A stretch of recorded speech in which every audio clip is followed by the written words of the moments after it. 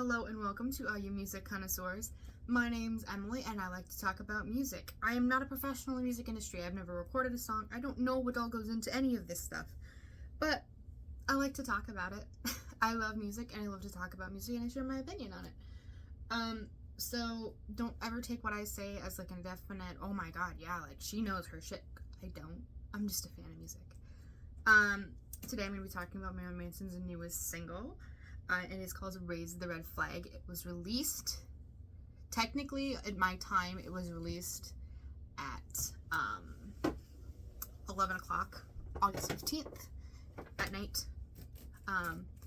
But I think it was more of a midnight release for August 16th, which is the date it is now. So we're going to talk about it as if it came out today, because it kind of did. Anyway, I'm going to kind of talk about the lyrics here, go through them a little bit. This is a song that is a very clear-cut, this is what it's about kind of a song. So I'm not going to go too in-depth on the lyrics because I don't think it's necessary here. Was it necessary for my last video, which was about As Sick as the Secrets Within? Probably not, but I'm just not going to do it here today because I don't think it's a necessity with this. So, first chorus here we got, your autopsy table is ready, pay off the drug deals you made with God, a last meal, then your crucifixion. If you're not paranoid, it's probably too late. But starting off very strong of time's up, you're done, you're finished, this is not going to end well, you had your time, it's over now, kind of a thing. And he's using religious imagery, which Manson is notorious for, and I love seeing that in his work. But yeah, and then we'll go on to the little pre-chorus here of I don't give a fuck if you say you're sorry, I won't accept your surrender, which in my little notebook here that I'm looking down at, sorry, if it's you know, causing issues with you watching the video. I don't have a teleprompter or anything. This is kind of just how it is for me. And all I have in my little notebook here as a note beside it is like the little eyes, just like the wide eyes, like the emoji. Please ignore my facial expression. I don't always have the best ones. I know they're not attractive, but it is getting my point across, and that's what's important here. I feel like there's more that we need to know that we don't have access to here, and I think it's a very cool thing. Like, there's something more deeper going on, whether it's new, old, whatever it might be, something deeper there. I think there's more to that than what we will ever know, and I think that's a really interesting line. I like that one. But it's time to beat up the bullies and wash the bullseye off my back. My red flag is your white flag soaked in blood. So bullies is an interesting term here. I mean, we just got done dropping the F-bomb, right? And now we're using the term bullies, which I don't think is necessarily indicative of what is really happening here. Because yes, they're bullies, but it's a more extreme form of that. But I do get what he's trying to say. And I do like a little bit of a juxtaposition between the swearing with the word bullies, which almost seems like a juvenile term somewhat. But, you know, in my opinion, it's kind of a juvenile term. But I don't know what better word to use either. So, you know, take what I say with a fucking grain of salt. But, the line, my red flag is your white flag soaked in blood. Oh my god. Just immediately iconic. Immediately iconic. So when I first saw that the song was called, Raise the Red Flag, because, you know, people love to leak information early, I think my visual of it was almost like we was referring to, like, the red flag. You know, like, the red flag means danger, so when you're talking about relationships, there's red flags and there's green flags. And yellow flags people are using to determine various behaviors. Like, in my opinion, treating your server badly is a red flag. Where it's like, okay, I don't want anything to do with you kind of a thing. But, somebody else I talked to had mentioned, you know, maybe it's a red flag as opposed to a white flag, which white flag means surrender. That's kind of a universal thing. But I really like how he went about kind of doing that in a different way. I think that is a really, really cool way to say, fuck your surrender. I know it's bullshit. Like, you're not getting away with the shit that you did, kind of a thing. And I love it. Again, I think there's a lot more to this than what we will ever probably know publicly, but like, ooh, iconic line right there. And then we reach the second verse, which is, cadaver dogs already know your face.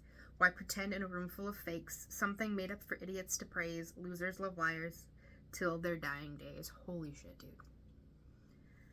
For being a very simple, clear cut, not overly,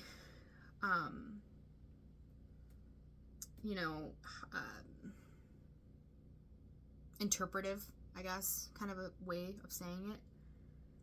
It hits hard, and I fucking love it. Especially the line, why pretend in a room full of fakes?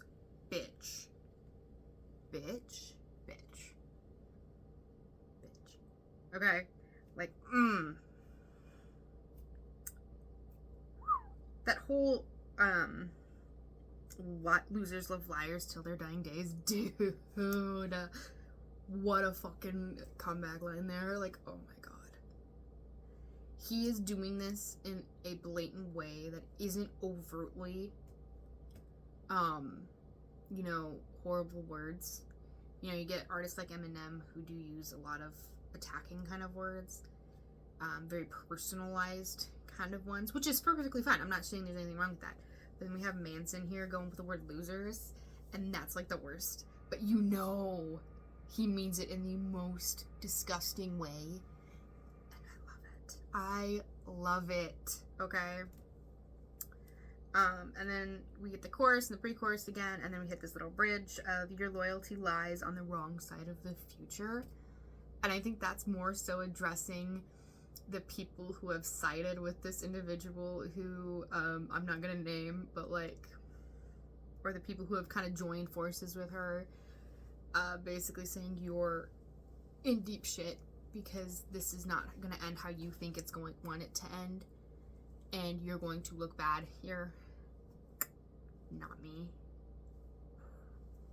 This whole line of thought with it is just so fucking good, dude. Like, oh my god. So anyway, I guess the clear-cut message here is a response to the allegations. He's not going down. And if he is going down, he's not going down without a fucking fight, you know? If I go down, I'm taking you all fucking with me kind of a thing. But also, I'm not going down, so it's not going to happen. I'm going to take you down, but I'm not going down with you kind of a thing, if that makes any sense. I ramble. I'm sorry. I like the religious imagery in that first part. I like how it's very clear what he's saying while using some imagery. The whole imagery within the white flag soaked in blood being his red flag. So Manson. I know that doesn't make sense, but like, so iconic kind of a thing, you know? Love it. So let's talk about the actual music behind it now. So I guess now let me talk about the music behind the vocals here. It is a very powerful instrumental. It is a very intimidating kind of vibe, but also just a very powerful, like, oh yeah, not going anywhere kind of a vibe, you know?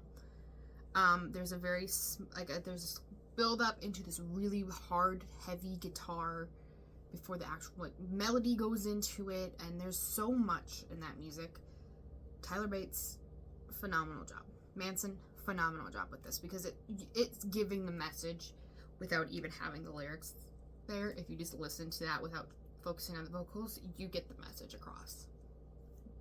And I love it. And somebody had mentioned to me how it's almost like the music paints a picture itself, and they're absolutely right. And how the vocals aren't really the main focus, it's the message being relayed.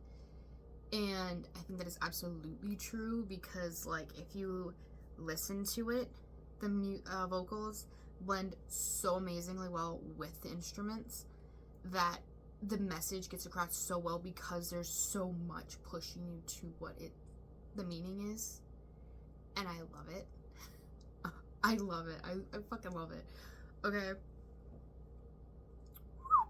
So let's talk about the vocals, because we're going to have this issue again where Manson sounds different. There's a lot of reasons Manson probably sounds different. And I'm going to reiterate a couple that I said in the last video. He's sober. That's a huge thing. When you're drunk or on drugs, whatever it might be, your voice tends to be like, your speech tends to be slurred. You don't sound quite right. You don't sound like yourself. You're harder to understand. You're more mumbled. And I think it's very clear. He is singing very, very clearly. And I love that. I also think there might be a vocal coach involved or vocal training of somewhat, which is not a bad thing. I'm never going to say that's a bad thing. I think it's amazing when artists do that because it really unlocks their potential as an artist. Do I think there's auto-tune involved in this song? Maybe a little bit. But I want to get into what I really think it is because I know the vocals sound weird, right? It's almost, to me, like a distancing kind of thing where he sounds distant but up close, where he's yelling but it's not overly loud. I think there's a lot of reverb featured in here, and stuff that is making the vocals sound the way they do.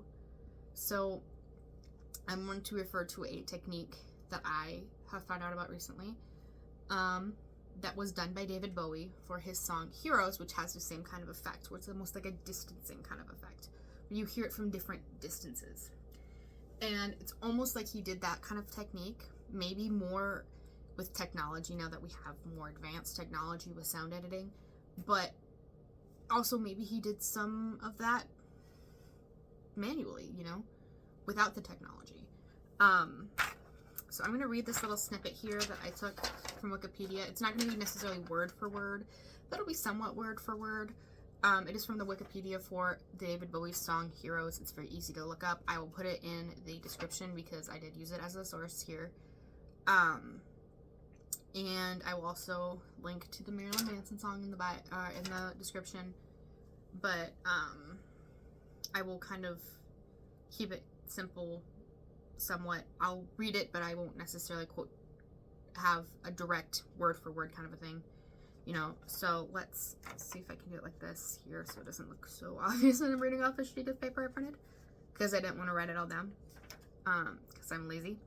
So to record the lead vocals, Visconti, who was the person who worked on the song with David Bowie, devised a multi-latch system that would utilize the ambience of the studio to full effect.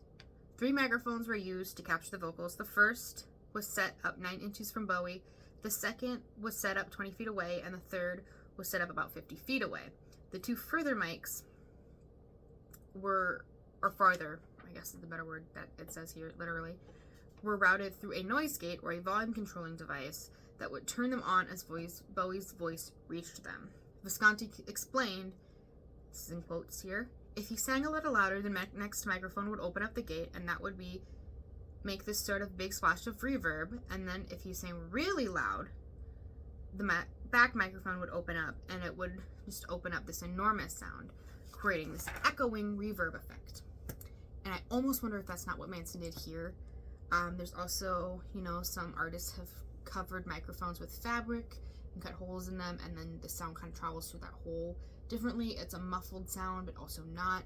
I don't know for sure. I wasn't in the studio with Manson. I don't even work in a fucking studio. I've never been to a recording studio. I don't know. Okay, this is just stuff that I think would make sense. Okay? But I think that distancing thing would be is a very likely thing that happened in this song because of the way the reverb is. And as we know, Manson has taken so much inspiration from Bowie.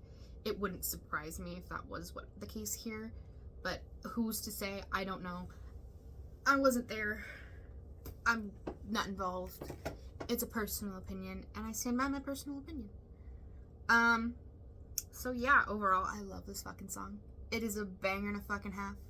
Manson's comeback is in full swing. You had that amazing first song, which I love that he did As Sick as the Secrets Within first, more addressing his battles with addiction as a comeback, and then going into this one as the next comeback, and not just directly hitting out with the allegations. And I know some fans were really thrown off by that, but I really like the way that he did that, because first and foremost, what's most important to him is his life, his health, his sobriety, and now addressing this.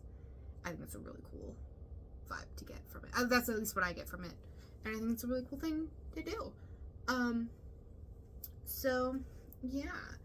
I'm going to try and post occasionally on here talking about music-related things. Usually since I like new songs that were released or songs that I really like that I want to talk about. I do have some scripts that I'm working on. That is going to be kind of a serious thing that I might do. I don't know. It depends on when I get that done, what I'm working on, how I want to set it up. It's going to be a while before it's posted probably. But yeah, thank you guys so much for watching if you're still here. Thanks for listening to me ramble on about something that you might care about. You probably don't. If you guys, I would love to know your guys' opinion on the new song, whether you like it, what your interpretations of it are, what you think goes on with the vocals in the comments if you want. I just request that it's respectful. Any mean and harassing comments will be deleted by me because I don't want that. I have spread negativity in the past, and I have changed the way that I address that kind of thing, and I don't want to spread more of it. So, yeah. It is currently 2 in the morning right now. Because I got off work at midnight. The joys of being in the medical field. But yeah, I hope you guys have a great morning, noon, evening, mid-morning, mid-afternoon, early evening, midnight, whatever time it is for you guys. I hope it's amazing because you guys are all amazing for watching. I hope you guys are awesome people today. I hope you do something awesome and nice for somebody else. I hope you guys listen to bangers and enjoy your music or enjoy whatever else you want to do. And remember to just be awesome people. Spread love, not hate. Be positive, not negative. I have done negativity in the past. I regret ever doing it. But yeah, and always remember to rock on. So